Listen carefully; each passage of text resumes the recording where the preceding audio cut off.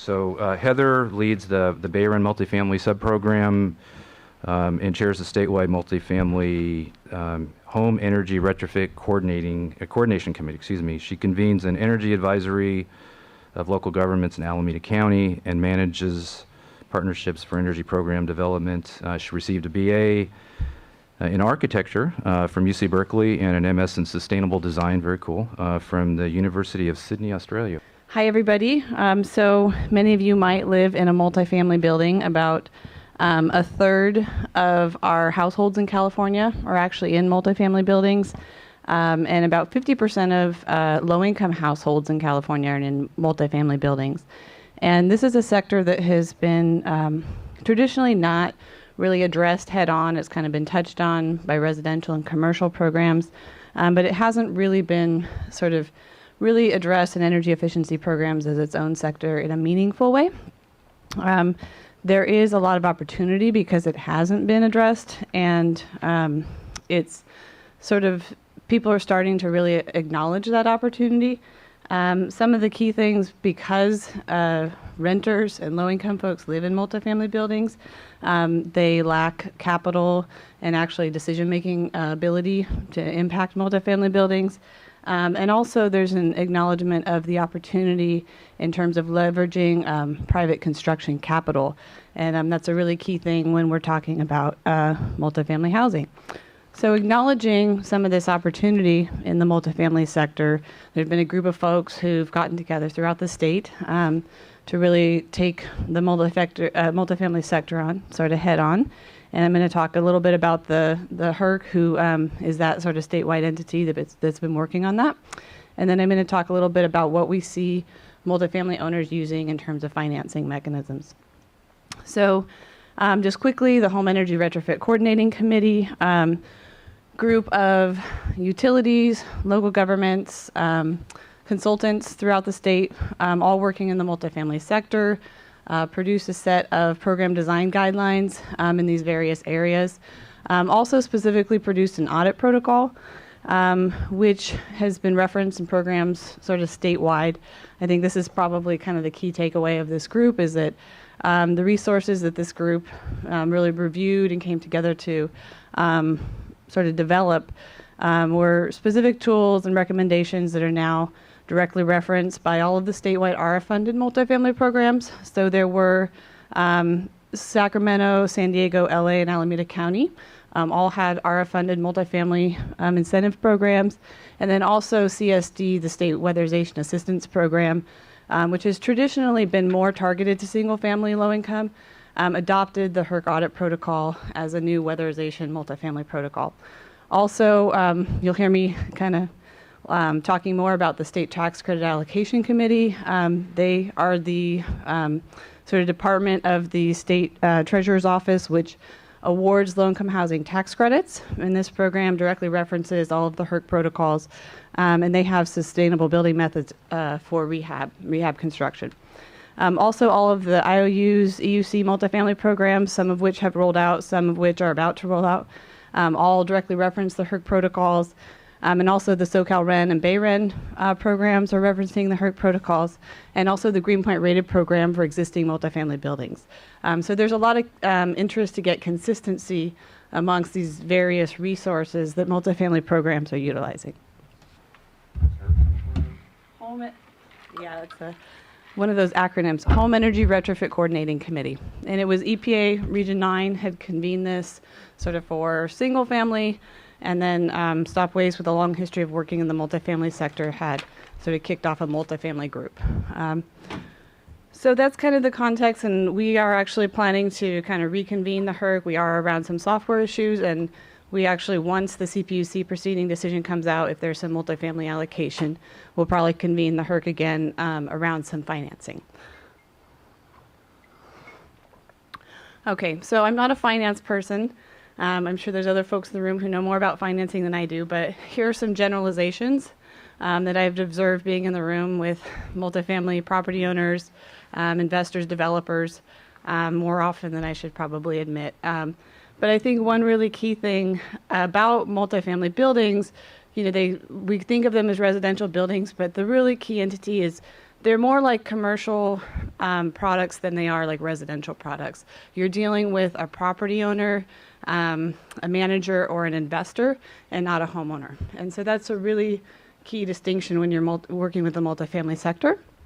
And also, it's not usually one loan or one source of financing that these entities are using to build, maintain, operate, rehab their properties. They're usually using multiple layers of financing. And so really getting into understanding what their layer of financing is important in understanding what's going to drive their decisions.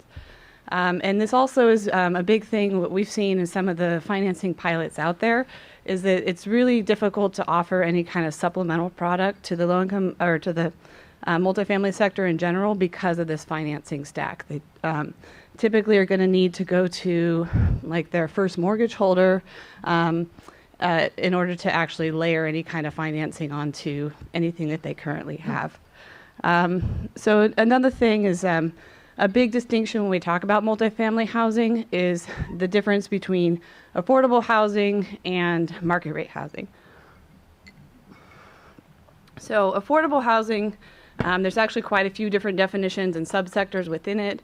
But again, as a generalization, affordable housing also has complex financing, and they are leveraging public funds, private capital through things such as tax credits, bonds, subsidies, and private loans. And so often we're talking about nonprofit owners or actually public housing. And so that's different from just saying low-income people live in multifamily housing. We're actually talking about sort of this sector that has a particular financing structure. And then also within market rate, there's also multiple subsectors. So we've got independent owners, and then some of the really large market rate multifamily tend to be either real estate investment trusts or joint ventures. And so those entities, even within market rate, all have their own financing structures to take into account. So something that I've really observed in my history of working with multifamily housing is there's been some really major drivers for energy efficiency in the low-income sector. So in these, nonprofit housing owners, the entities that use public funding, the housing dollars out there now have energy efficiency criteria associated with them. So one of probably the single largest driver in California for energy efficiency in multifamily has been through the state's low-income housing tax credit program. So this is, how many of you guys have heard of low-income housing tax credits? Oh, good. Okay. So this is something where, for those of you who don't know, it's essentially, this is a dumbed-down version of it, but the Tax Credit Allocation Committee allocates funding. The nonprofit owner can take that funding and bring in equity investors to use that tax credit, and then they, will often layer it with other sources of funding. But this is a really key thing. They have really progressive requirements, and this may be anywhere from $500,000 to $12 million worth of funding for a project. And so this has been a huge driver. It's like if you have your tax credits, you have to do the energy efficiency, and so you might as well get the rebates and do all the other energy stuff included with it. Another big thing is that HUD is another source of funding for low income, and they, as well as several of the other low income housing entities, have started requiring what's called a green capital needs assessment and green property needs assessment. They're synonymous terms, a P&A or a CNA. And this is basically something that's included sometimes in the underwriting standards.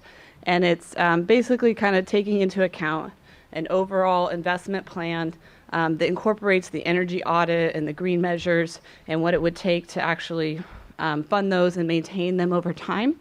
And so it's kind of wrapping the energy and green measures into the overall capital plan for a project. So that's something that was something that HUD required without green measures, and then they made a green P&A. HUD now is requiring it of all the public housing authorities. Most of their programs also require it. Fannie Mae now has it, and the State Tax Credit Allocation Committee, who requires a P&A, is also now requiring a green P&A. So that's a new tool that's kind of out in the low-income sector. So these are major drivers, but we're lacking similar drivers in the market rate sector. So far, there haven't been a lot of sources where it's like the owners want that money, but they can't get it unless they do energy efficiency. So that's where sort of we are now with some, emerging financing that's coming out, more and more available to low-income and market rate, particularly for market rate, though. So how many of you guys are involved with on-bill financing? So this is one I know I've heard from some of the local Energy Watch programs that multifamily common areas have been able to utilize on-bill financing for some of the common area measures. We do hear, application of that. Couple other things that were recently approved, they're about to come out right now. So the Pay As You Save on Water Bill Repayment Program was a stimulus-funded pilot that was successful through Sonoma County. And it's now sort of funded through the BayREN, hoping to launch in 2014. Initially piloted with the town of Windsor. Windsor's now expanding from residential to commercial. And also the city of Hayward was selected as an additional pilot project. And they're developing concept papers with East Bay Municipal Utility District and San Francisco Public Utilities Commission. So that's an interesting pilot that specifically addresses multifamily. They had Town of Windsor, most uptake that they had on the residential side was actually in multifamily buildings, and in Hayward, they're planning to address multifamily buildings as sort of their first phase of implementation. So Marin Energy Authority, MEA, MCE, MCE is sort of the name of their program. They're a CCA in Marin, so they're about to launch an on-bill repayment program for multifamily and small commercial. Has some sort of preferable terms. They're sort of working out some of the details. They have a specific lender who they're in partnership with. And then maybe we'll hear more later from other panelists about sort of the status of the pending CPUC proceeding. But there is, for multifamily, there's a proposal for an on-bill repayment for master metered affordable housing that has some specific criteria of what they're looking for within that. There's also, some of the complexities with these on-bill mechanisms for multifamily is really the complex metering configurations. And so one of the key things is sort of the tenant meter issue, and there was some enabling legislation proposed that would help some of the tenant metering. And I think the key thing with that is that the debt obligation is supposed to stay on the meter once it's sold or rented, and that died. But that's, right now a lot of the on-bill mechanisms are really for either common meters or master metered buildings for multifamily. Skip that. So commercial PACE programs. How many of you guys have PACE programs in your jurisdiction? Quite a few here. Okay, so to my knowledge, I think there are about 7 statewide commercial programs that explicitly include multifamily as a commercial building type. And, right now our understanding, I haven't actually heard of anybody putting a multifamily project through the PACE program. I'd be interested to hear about those. But they are technically eligible. And I think the key thing is that we have heard that there's a lot of the initial analysis is that basically it will be very difficult to apply that to a low-income scenario. Okay, so I think you could hear more from Matt Brown about the differences between a loan loss reserve and a debt service reserve. But I'm going to talk quickly. Here's a couple of examples. So the Chicago Energy Savers Program, this is a example of a financing program that essentially, I think the key thing here is that it's a loan loss reserve, very typical mechanism under ARA. They have one lender, and they really have incorporated this with their overall energy efficiency offering. NYSERDA has what's called a co-finance model, and I think the key thing with this is that they have an open lender model, and so the borrower actually goes to their primary mortgage holder, which is really key because sometimes it's really difficult to layer on anything besides your primary mortgage holder. And as of right now, they only launched in 2011, but they have 5 lenders, and it kind of is interesting because what happens is you go to a property and the property owner, I'm running out of time here. Property owner approaches their lender, says, can you enroll in this program? The money that's contributed by the program has 0% interest. So if you have a $1 million loan, half of it is provided by the program, then there's 0% interest on the portion that's provided by the program.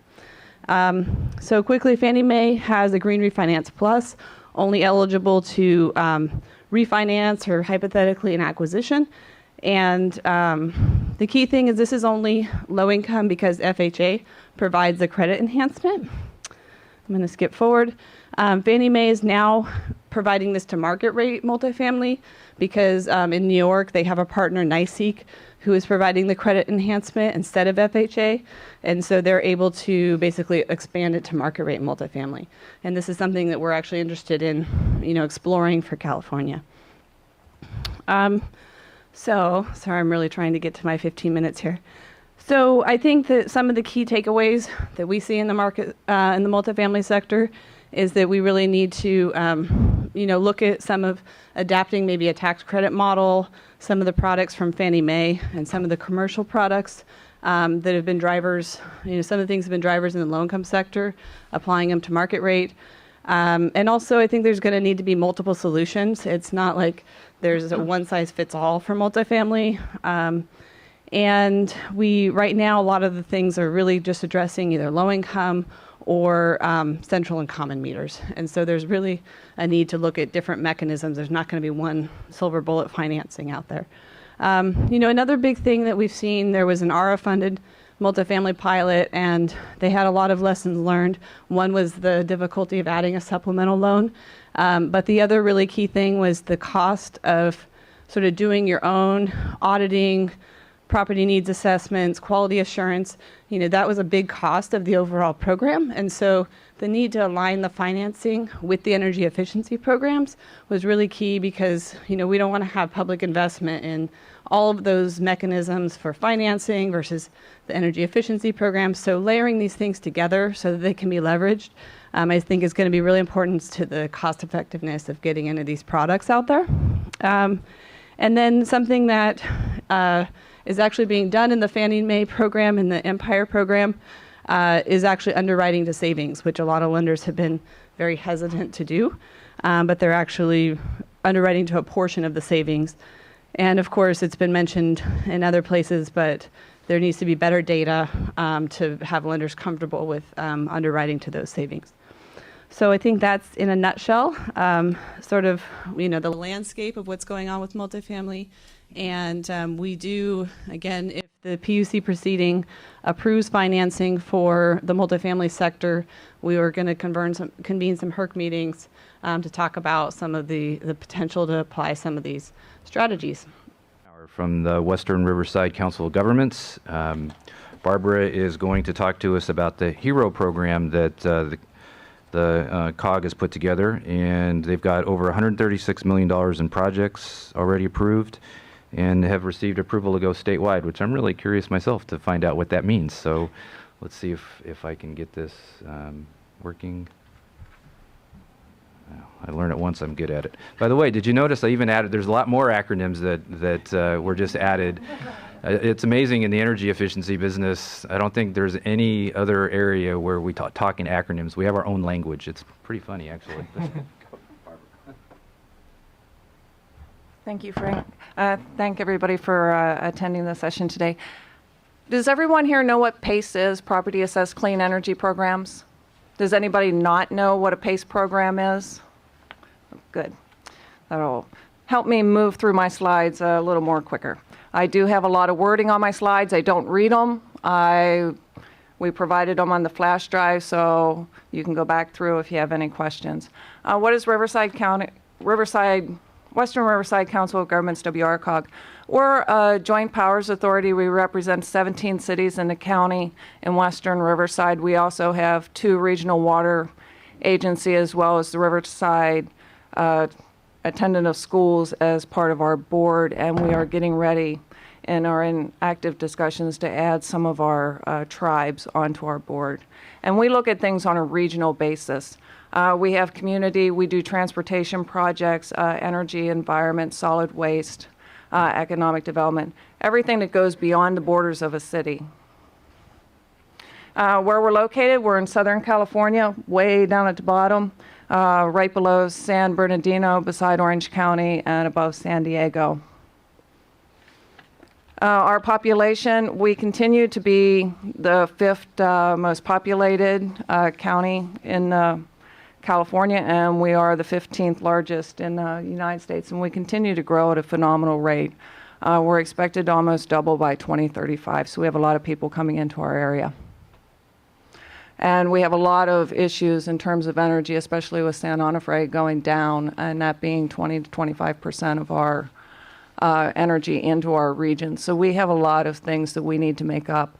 And really the best thing that we can do is conserve what we have and use what we have smartly. So just a bit of background. Again, we continue to be fastest growing area. Energy, utility bills continue to rise. If anyone has seen the new rates that came out of Edison, they did go up significantly. And then they're getting ready to go into their next rate case. So we can expect, especially with San Onofre, those numbers to continue to go up. We have a lot of older properties in our area. These are the ones that really we think benefit from a PACE program. These are the ones that are less efficient. Our newer houses are so tight, you have to open the windows in order to let them breathe with the Title 24 and the Cal Green requirements. So focusing on the older properties is key. Our goal was to implement a regional program, making economies of scale, one program versus 18 individual programs. We have a consistent message, consistent marketing. Our design implementation is consistent. And then we've been able to leverage and coordinate funding sources. We operate with private investment dollars. There's no public dollars, no utility dollars, no other dollars. It's just strictly private investment dollars to fund our program. We work under an AB 811, AB 474, which is setting up a financing district for energy efficiency, water conservation, and renewable projects. And then we enter into an assessment contract with the property owner and then place that assessment on a tax roll, and the property owner pays that back twice a year. We can't do this alone. We have a large team, WRCOG's the administrator and/or bond conduit. Public Financial Management, which is the largest municipal financial services company in the United States, is our financial advisor. Best and Krieger is our bond counsel. David Taussig and Associates is our assessment administrator. They make sure everything gets onto the tax roll. U.S. Bank and Deutsche Bank are our trustee. West Coast Home and Hofstede are our placement agent. And then Renovate America is our residential funding partner, and Samas Capital is our commercial funding partner. Benefits, there's benefits to us, there's benefits to our county. Our PACE program is not meant to compete with other programs out there. We're just another financing tool that's available. We're something that's available to property owners who don't have the money down to do these types of improvements. And most improvements are made because something breaks in your home. It's a very small percentage of people who are trying to improve their homes without something breaking. So the idea is something breaks, then we have our trained contractors who can come in, and our contractors actually work together to take a whole house approach. They team up to make sure that they're looking at everything so that they can get the customer the best thing that's best for them. In our region, we were hit hard with the housing market drop. We rely heavily on construction jobs. Because of the HERO program, our construction jobs are coming back. Our housing markets are starting to improve, so we're seeing an uptick and a lowering of our unemployment rates. And our program does help delaying the need for infrastructure. I know Edison has a couple transmission facilities they're trying to put in our area, and they've been working very hard, and there's some uprisal on cities not wanting those in their area to go through that whole process. So conserving is the best way that we can do this. It's a voluntary program for residential. It's primarily web-based. Property owner can go online, contractor can go online with the property owner, fill out the application, almost find out instantaneously if they're approved. If they are, then they work through the details of their contract. Again, we're only the financing mechanism. We are not meant to get in between the property owner and the contractor. That is their own contract, that is their own relationship, and we are paying the contractor for the work that's provided. In order to participate, property owner needs to be the owner on record. They need to be current on their taxes, current on their payments, and they do need to have at least 10% equity in their home. Our average loans are about $18,000 for residential, $160,000 for non-residential. We offer a 5, 10, 15, 20, and 25-year term, and the terms are based on the cost of the improvements, and our interest rates go from 5.85% to 8.25%, which are dependent on the terms, and are also based on the useful life of the product. Examples, many, we have over 250,000 products that are eligible. They have to be Energy Star Title 24 and WaterSense compliant. So if they don't meet those minimal criteria, then we will not fund them. What happens when the property owner sells their property? This question I get asked most, Fannie Mae and Freddie Mac. We'd use disclosures similar to the Sonoma County and the disclosures that they use. And what we tell the property owner, and this is on our application, it's on our website, and it's in the assessment contract, and the property owner needs to sign an initial by each, that they may or may not have to pay that financing off when they go to sell or refinance their property.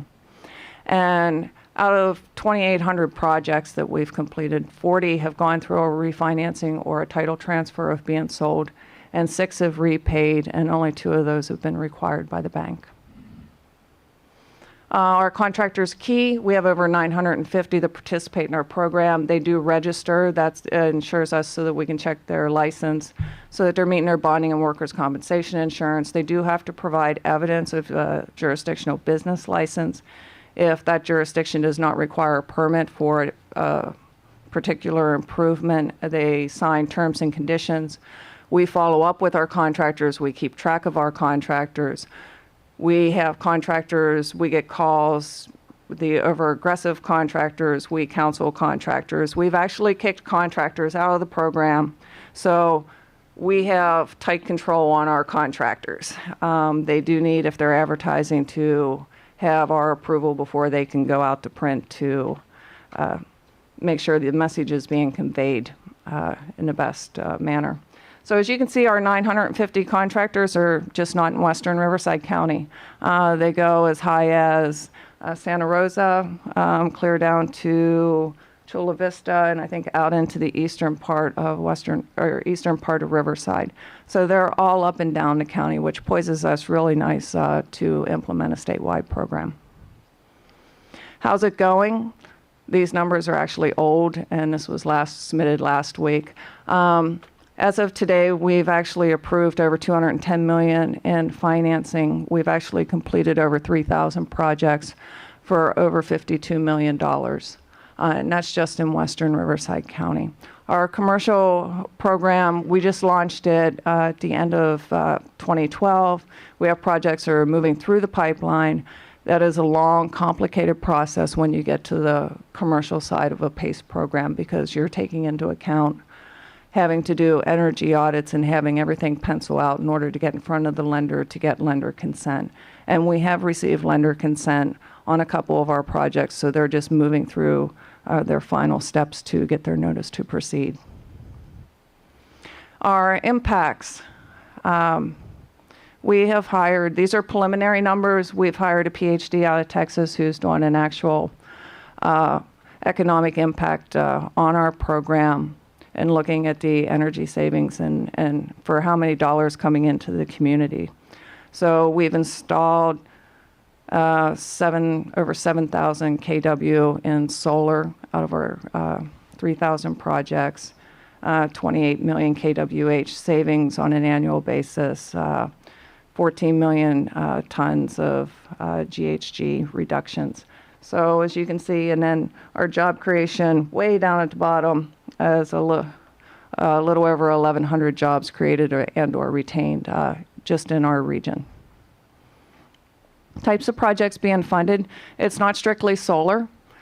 Solar is only 38% of the projects coming through, really it's energy efficiency projects, it's HVAC systems, it's windows and doors, a very little bit of water conservation projects coming through. But as you can see, the majority are HVAC, windows and doors, and we do require that. Most of our cities require that permits be pulled. So permits need to be pulled and need to be submitted in order for us to finance or pay the contractor. So I know there's been a lot of discussion about HVACs going in and no permits being made. Oh, really?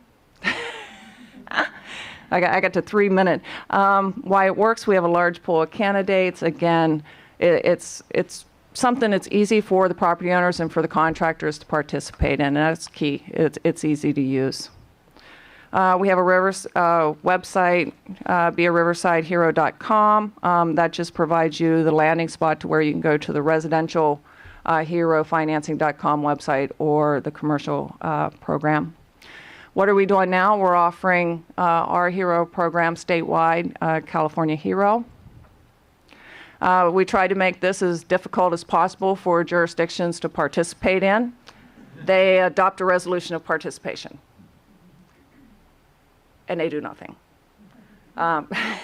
So once they adopt their resolution of participation, we will initiate the validation process, which means we just go to the courts, sue ourselves, make sure we follow the letter of law of AB 811-474.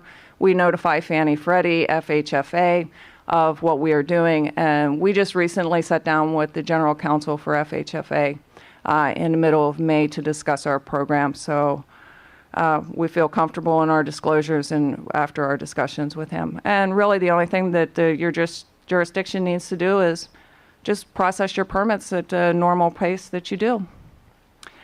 Cities that have joined, we actually have 13 cities outside of our region that have joined, 10 in LA County and 3 in San Diego County.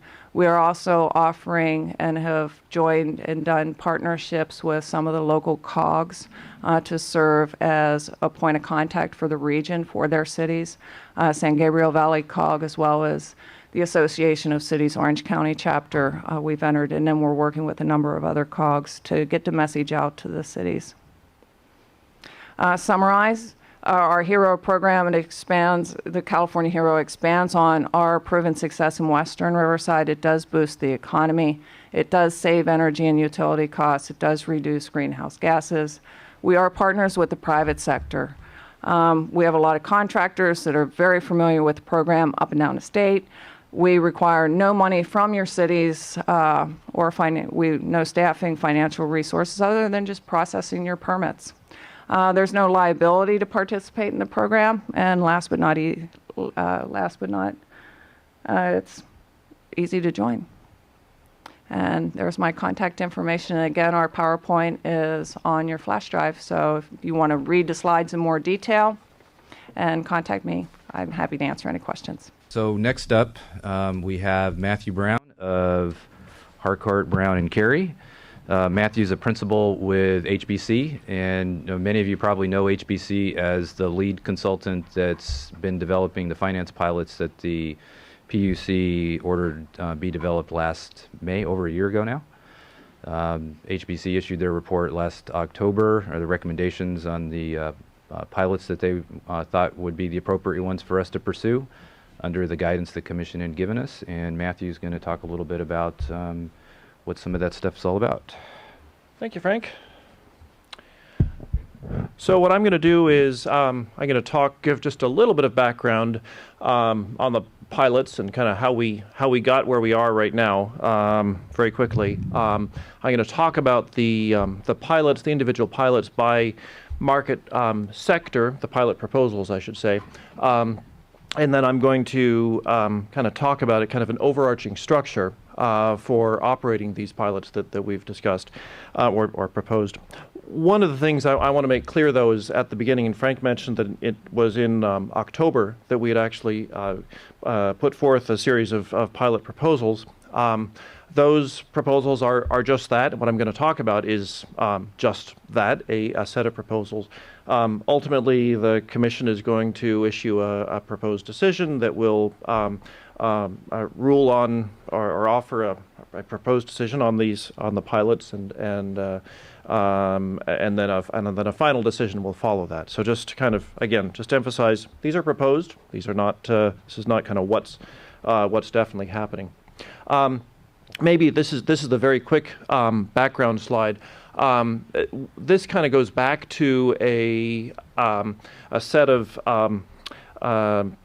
CPUC directives that had said that they wanted to see a set of pilot proposals, financing pilot proposals, developed that worked in different market sectors and different market segments in different ways. So one, a credit enhancement-based strategy for the single-family market, a multifamily residential pilot, a credit enhancement strategy for the small business market, and an on-bill repayment strategy for the non-residential customers. So show of hands, when I say credit enhancement, everybody says, yes, I know exactly what that is. Excellent. Everybody. Okay. I'm going to give you just a quick note.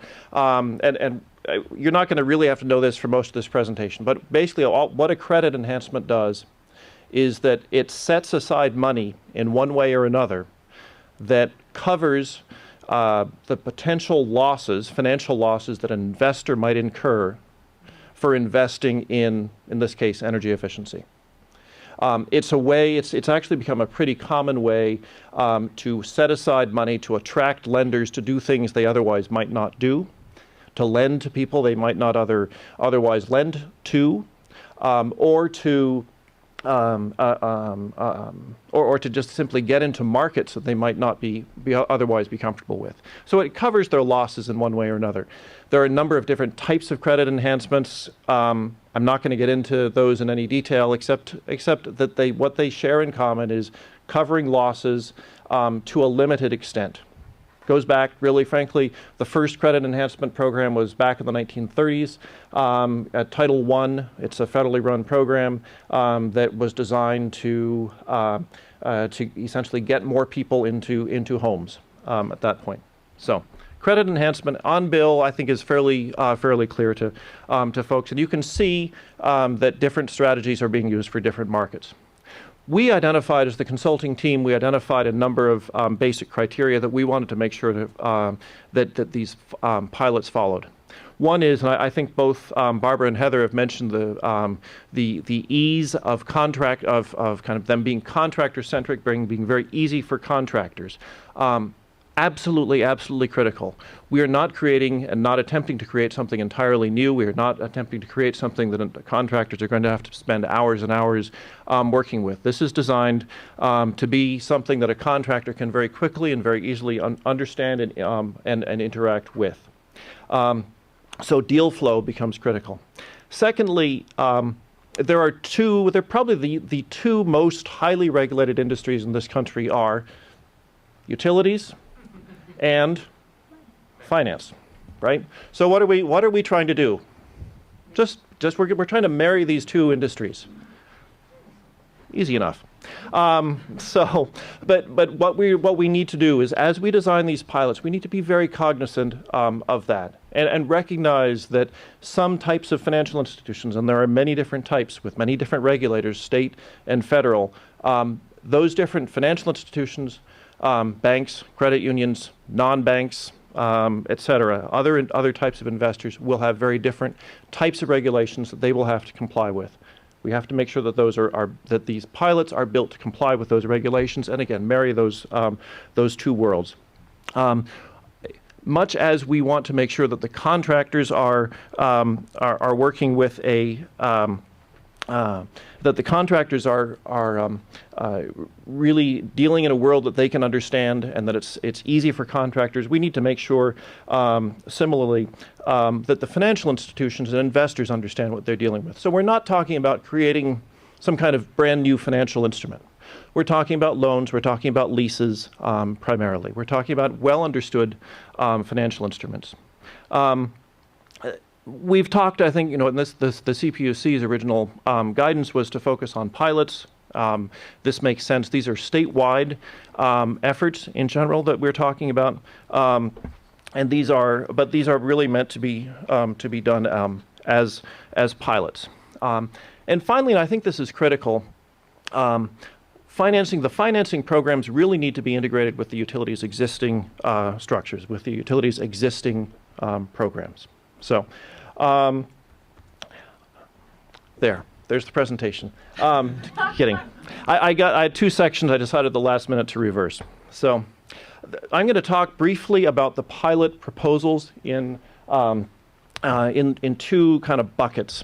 Heather's already talked a little bit about the multifamily, so I'm actually not going to focus on that. It's one pilot, but I'm going to talk about the single family, and I'm going to talk about the commercial. And I'm going to tell you again what we proposed, which is not the same thing as what's actually going to happen. I feel fairly certain. We have proposed two major pilots in the residential sector. One is WHEEL. Again, Frank earlier mentioned you're going to learn about WHEEL. WHEEL stands for Warehouse for Energy Efficiency Lending.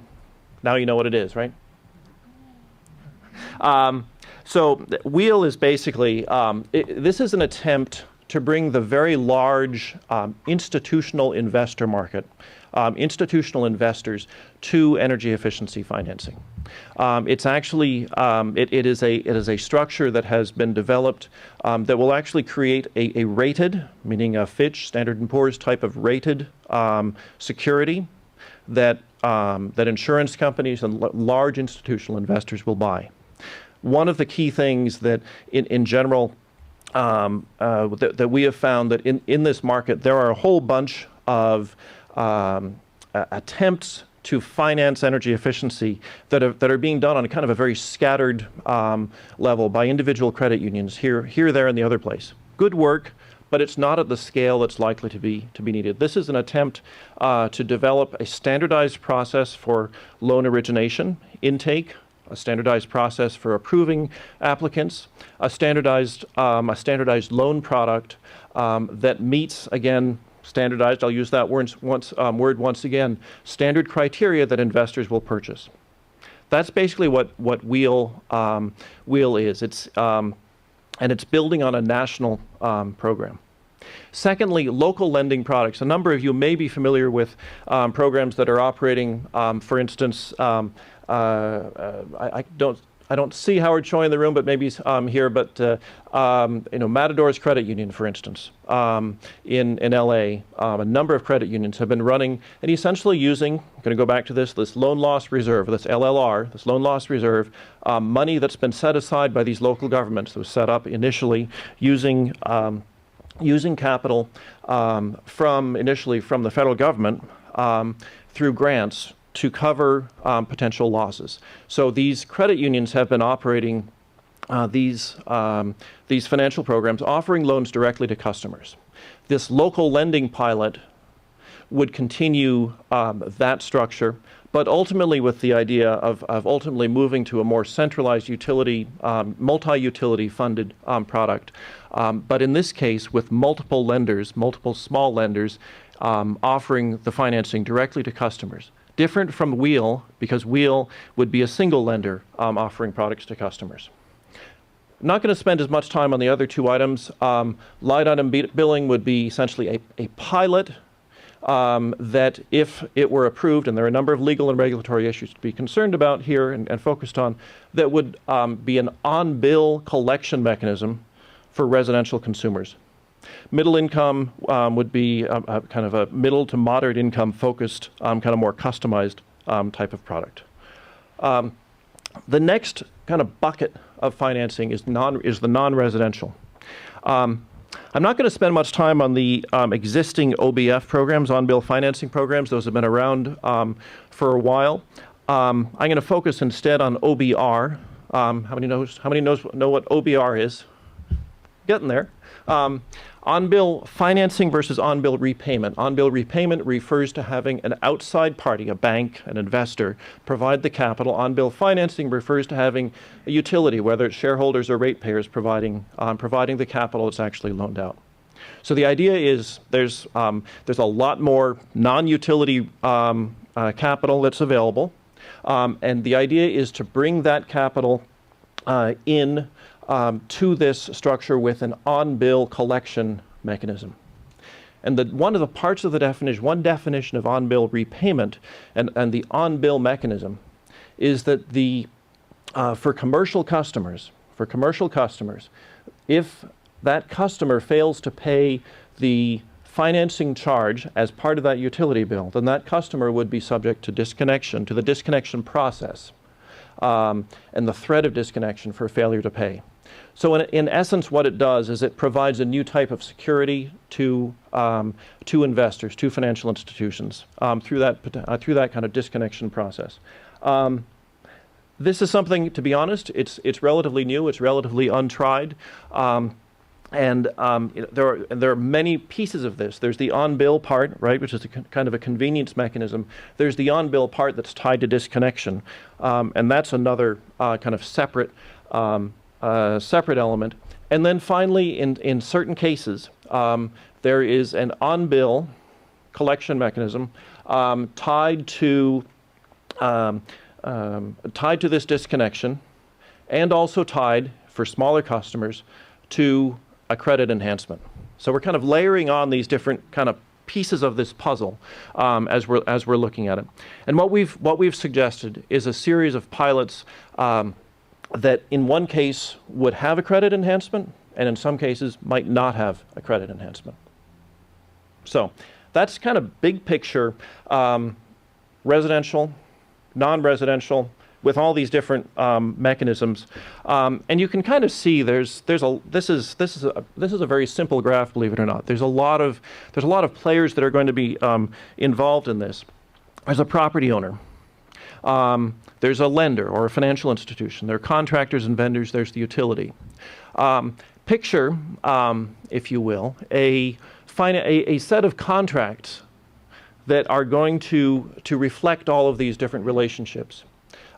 Picture, if you will, a set of lawyers sitting in a room negotiating all of these contracts. There's going to be a web of interactions here, and what's new in all of this really is this investor interaction. And what we've tried to do with this slide is to describe a little bit the different roles that these different parties are going to play. You'll notice a new entity that I haven't really talked about, and maybe to your benefit, in the next 1 minute and 24 seconds, I'm going to describe the hub, or the hub manager function. So what we've described is a structure that seems, I'm sure to you, quite easy. But in a sense, what we've described is we've got 4 investor-owned utilities in the state. We could have multiple financial institutions. Each one of those utilities is going to have to talk, is going to have to exchange data, and by the way, exchange money through an on-bill repayment mechanism. Is going to have to exchange both data and money. That means that you need to have a single way for all of those entities to exchange both that data and money. Different types of IT systems, different timing for all of that. There's a need for a great deal of standardization. What we have suggested is that in order to facilitate that communication and that flow of data, that we create what we're calling, or that there be created what we're calling a hub or a hub manager, and the hub would essentially do a couple things. One is, as a financial institution originates a loan or a lease, that financial institution will have to inform the utility of the amount to be placed on the utility's bill. That will be that communication. That's a data communication, but that data communication needs to be done seamlessly. So what we are suggesting is that data communication happen through this hub manager. As on an ongoing basis, as customers pay, they're going to pay the utility. But does the utility want to go out and then match that payment to 20 different investors? There's a liability there. So what our suggestion here is that we use this hub manager, and particularly what we're calling a master servicer, to sit in the middle and essentially receive those payments, as well as the data connected to those payments, in order to distribute all of those payments back to those investors. What that means is we end up with a series of functions that are centralized, data collection mechanisms that are standardized, credit enhancement mechanisms that are standardized, and a whole bunch of stuff that if we had 15 more minutes, I would talk to you about in more depth. So I'm going to leave it at that. We went through things awful fast. I apologize for that, but hopefully it whetted your appetites enough for some Q&A. But before we start that, just real quickly, I wanted to highlight what I know about where we're at with the commission proceeding on the finance pilots that Matthew was describing. As you know, the last official thing on the record was folks filed comments to a ruling last, I think it was issued in November, and comments were filed in December, and it's the last thing that we've seen officially on the record. And it's over, and here we are in the middle of June. The commission, the new ALJ, and there are a couple of reasons. One, there was a lot of stuff going on at the end of last year we were starting a new cycle. We have a new ALJ, so new ALJ had other things going on. San Onofre, kind of a little thing going on. There was so a little preoccupation there, and we had some turnover at Energy Division staff, so we had some getting up to speed issues to deal with as well. But the pilots were, I think, probably more than folks really could get their arms around very quickly. So it's taken a bit of time to get to the next step. It's not that we haven't been sitting on our hands since last November. There's been a lot of work in the background. We've been working with Energy Division quite a bit to explain, that one hub slide that Matthew went through. There are tens and tens and tens and tens of slides that can go through all the details of how all these things work. So we've been trying to get through that. Some of that culminated in a ruling that you probably all have seen that came out last week from the ALJ that spoke about the kind of the funds flow process associated with how the pilots would work around the hub, and the notion of how do we set that all up to protect the integrity of ratepayer funds, a very important aspect of what we all do with the funds that we have here. So those comments are due on the 24th. And the other, and I'll just call it a rumor, and if there's anybody in the room that would like to elaborate, I won't put any pressure on anybody. But the rumor, the rumor is that, so we file all of these comments on the 24th, and that I think it's either the 25th or the 26th, depending on how you count 30 days to the July 25th commission meeting. We're expecting the proposed decision that Matthew mentioned, where there will actually be, finally on the record, the commission will be putting a stake in the ground about which pilots it's supporting, which ones it's not, what kinds of things it wants changed, and how it sees the hub working. We're extremely anxious to see that. It'll eliminate the multifamily issues that have been pended since last year. The SoCal Rent also has a multifamily proposal that it's anxious to see happen, as well as Bay Run. And that's kind of where we're at in the process right now. So, at that point, it's going to get crazy again, I'm sure. It's been kind of nice in the background to have a normal workload as opposed to what the 2012 was like. So things are going to get crazy. We're keeping our fingers crossed that we will see this PD. So, because, if you start looking at commission meetings from there and then the time to build all this stuff, we kind of missed obviously we've missed the first quarter original targets that Commissioner Farron had thrown at us. But I think we have a lot to digest. I think there's some really cool ideas with all that. And just to be clear, I'll just speak for the gas company, not the other utilities. There are a lot of things about what the consultants have proposed that we think are really good and cool and can work.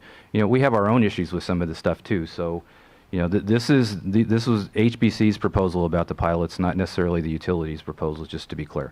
Frank, I want to build on one of the questions that you began with. I'm Catherine Showalter with the South Bay Cities Council of Governments. And so you said you were curious as to how the HERO program became statewide. So what is the answer to that, Barbara? How did you become statewide? Our elected officials saw the benefits in our program and decided and directed us to develop a statewide HERO program. And what we did was We used WRCOG's existing JPA. We did an amendment to it. We could have easily partnered with another entity and came up with some, creative name for a different JPA. But when you looked at it in these days of transparency, you would have just pulled it back and it would have been WRCOG running the JPA. So our elected officials were like, let's take pride in our program. Let's use our JPA.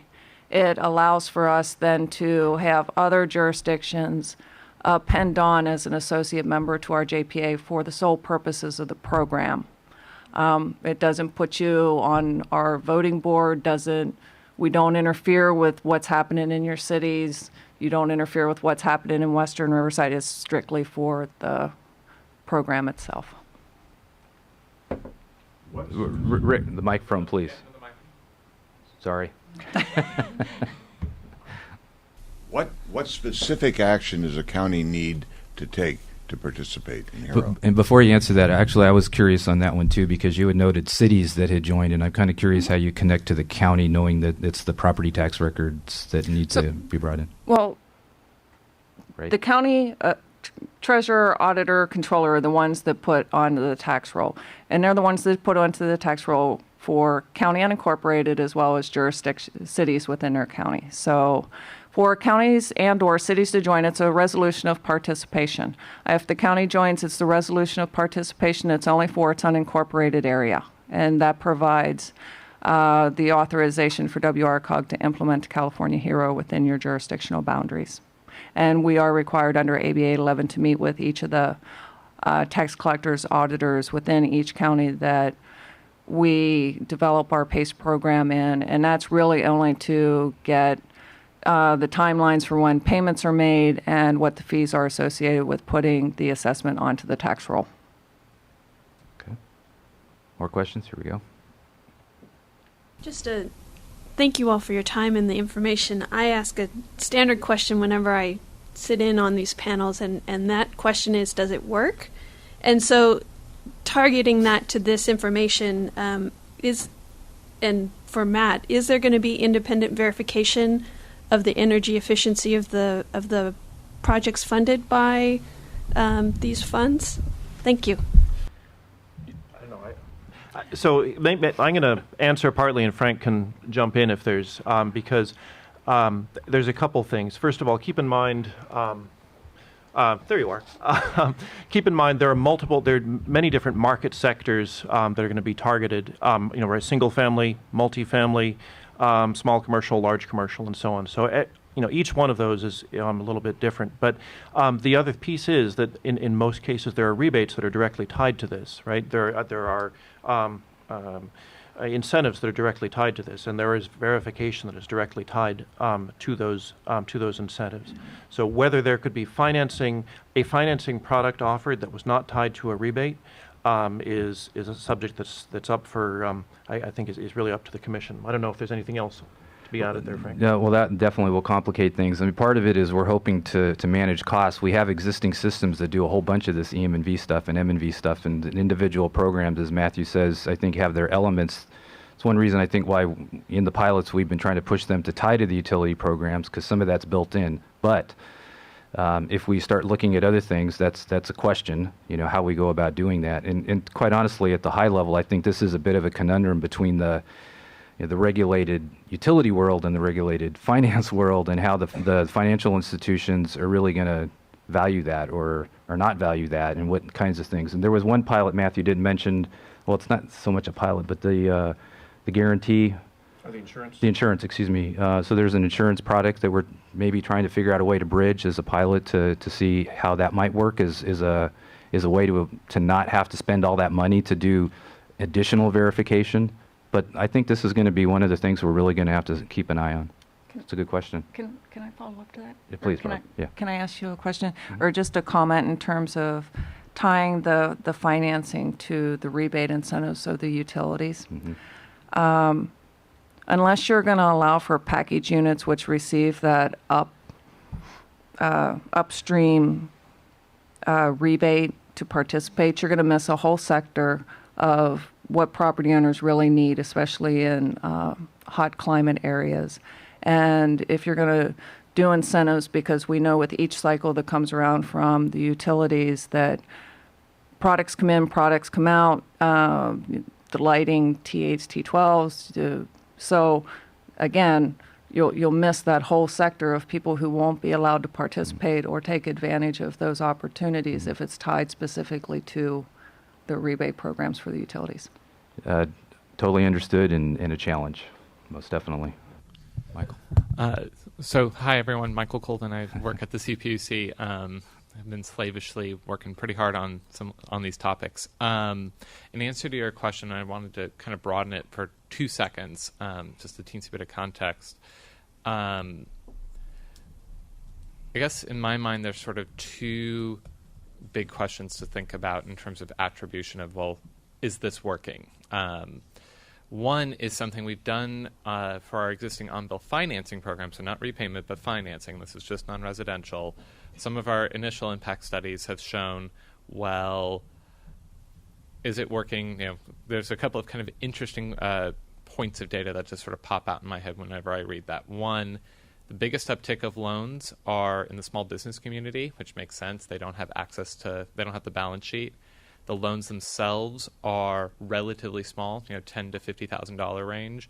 And of those folks, they're saying they would not have been able to do the upgrades if not for the financing. So again, all kind of stories that you would think about and say, okay, yeah, that makes sense. But we have done the survey work to try and say yes and verify that's what's going on.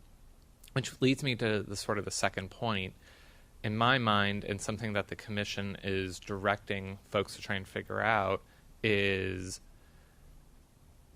if financing is a removal of a barrier to entry to do more energy efficiency or to do more demand-side management, whether it's solar on the roof or whatever it is, we want to be able to attribute additional savings on top of what the actual measure is to this program. It's a really hard thing to do. I can tell you whatever number we pick, we're going to be wrong. We're going to be too high. We're going to be too low. We're going to have to do an estimate and then do some studies, do some impacts, and adjust accordingly. And the hard part, as Matt very eloquently said, these are 2 of the highly most regulated industries that we're talking about, and people don't like hearing the "we're going to be wrong" line. But it is just sort of kind of common sense. We are going to have to adjust and kind of go accordingly. The one other point that I guess I wanted to make is this stuff is hard, which I know sounds kind of glib, but this stuff is really hard. And especially for the Public Utilities Commission, financing is not our core area of competency. We do reasonableness of recovery, we do safe and reliable service, just and renewable rates. We can do reasonableness review. We can do lots of really great things well. We are not a financing agency. It is not our core area of competency. Doesn't mean that it isn't something that we aren't willing to spend some man hours to really try and figure this out. But the reason why I sort of say this is we are going to put a package out there. It's not going to be perfect for everyone. It's going to be a set of pilots that are going to evolve over time. The entire vision was to scale up, develop something in 13 and scale it up in 14, so that way come the next portfolio cycle we would have something to be able to point to.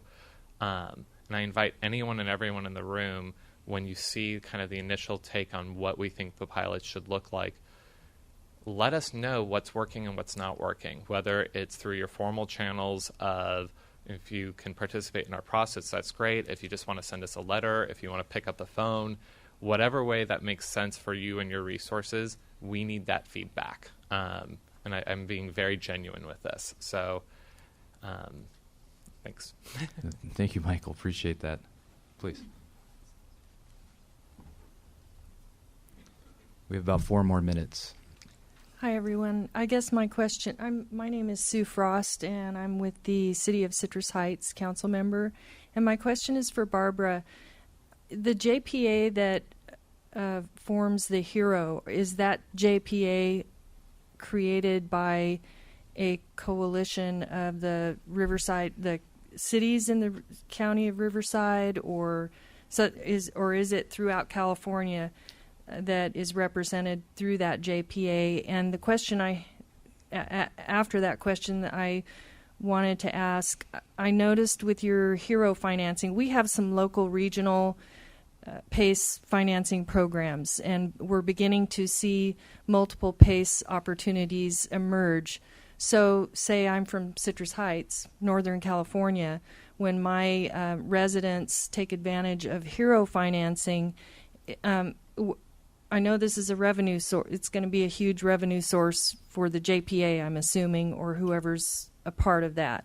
Are we supporting, who are we supporting?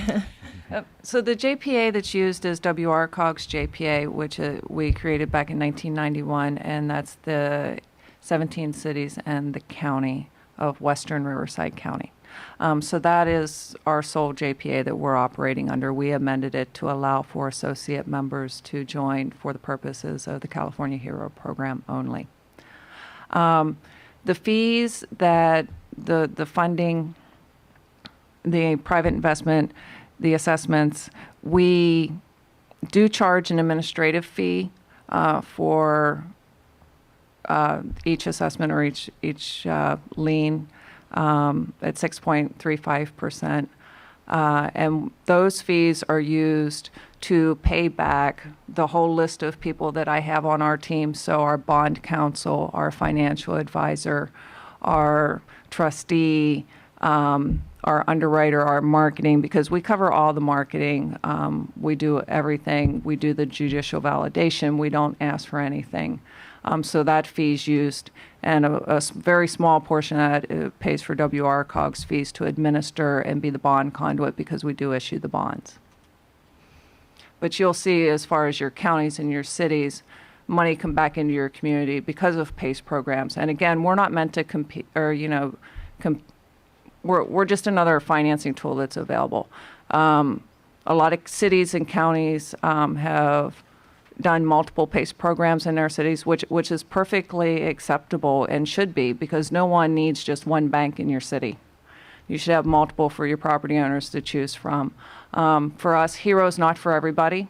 If property owner can go out and find better financing or other means to do their projects, then my first response is go do that, because there are other options out there. But we have seen jurisdictions adopt the HERO program and a Fig Tree program at the same time in the same council action. So we've seen multiple cities, and we're fine with that. And if we become an affiliate, we're not on the hook for, we're not responsible for any of the bonding, but at the same time, we're just an affiliate. You're just an associate member for the program only, and there's no liability to the outside jurisdictions. The liability is held with the Salmus Capital and Renovate America, who are our funding agents who we sell our bonds to. And is there a cost associated with the affiliation? No. Thank you. I'm going to interject a quick question. I don't want to let Heather off the hook here before. I don't know if someone else is headed up, but Heather, you had talked about and this goes back to the savings thing we were talking about. You had a bullet on there on your slide that said something about underwriting, and I'm kind of curious. So you didn't get to up chance because I had you going so fast. Yeah. What was that about? Yeah, I'm not sure which slide, but I think maybe it just refers to, particularly for the multifamily sector, really, there's a couple issues, two kind of key things related to that. One is that to get the lenders used to wanting to even work in this space, we think is important because they're not really wanting to change their underwriting standards, and because they, they're not really comfortable with energy efficiency entities sort of becoming the entities that evaluate credit worthiness. We think it's interesting to look at models that don't require them to change their underwriting standards, essentially. And right now, there's not a lot of traction for them to do so. But in the low-income sector, there is some movement to change underwriting standards with these green property needs assessments and green capital needs assessments. And so that for Fannie Mae, for HUD, and for the low-income housing tax credit program, they actually include those as part of their underwriting process. And that is something that looks at their overall capital investment plan, but includes the energy efficiency, water, and other savings that can be included. So this is sort of like the first mechanism that we've seen that has actually changed the underwriting standards for any of the multifamily financing. Great, thank you. Okay, we're already over time, but we'll take one more question. I know everyone's probably anxious to get to lunch. My question asked in Barbara's last comment. Oh, okay, so we're good? Okay, but we'll take one more. Go ahead, please, Mike. Yeah, hi. My name is Andreas Baer. I'm here from the city of Monterey. I just want to know what percentage of costs does actually add to the average project. I mean, if I use on-bill financing versus OBR versus a hero project, I mean, how much more does it actually cost me as a buyer or as a For Hero, again, on a resident, we charge a one-time administrative fee of 6.35%, and that's the fee that covers everything, all of the costs. So that's our program cost. Yeah, and OBF is virtually zero. It's just the amount of time that goes into it. But when I say zero, it's subsidized by ratepayers, though. So, you know, I mean, there is a cost that somebody's paying. And then OBR and the other pilots, I think, will vary. I don't know if you have anything specific, Matthew, on that. No, I mean with OBR, there's no additional, typically not going to be an additional capital. There's no additional capital cost. There's going to be an interest rate. It's I can't really answer that without talking about specific. The goal is for it to be less than what you would otherwise get. That's what we're trying to create as a model where it's a better product, but that's the test. Yeah, I mean, there's single family, there's multifamily, there's commercial, and the interest rates are going to vary all over the place depending on the product. So, yeah, as Frank said, the idea is it's better than you would otherwise get for, in the marketplace. So. Yeah. And we'll find out.